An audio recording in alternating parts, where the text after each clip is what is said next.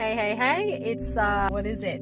Tuesday morning, Wednesday morning, Thursday morning, I'm not sure. Every day is the same. Could be Sunday morning. I work every day. It's real estate. But I'm hanging out and folks, inquiring minds want to know what's happening in the market. And I think there's a really interesting phenomenon. I'll link to it also. There's a super interesting article in The Economist about renting versus owning. And I think it's a really exciting and transitional time in real estate because with interest rates what they are, the sort of like myth of it's cheaper to own than rent is not necessarily true anymore. You know, when you just look at the numbers, obviously there's a long-term thing. If you sell it, you build equity, blah, blah, blah. I'm not so into the sort of myth of your single family home expensive thing that you pay your mortgage on for 30 years is your best or biggest asset. Not true. It's money out the window that could be performing better if invested in other places. So I don't go in for that and hype people up on home ownership. That doesn't make sense, which is part of the reason why I love Newburgh and the mixed use, live in one, rent the other, have a store, house hack, like original American downtown format of living. It's very economically sustainable over the long term. I'm super into.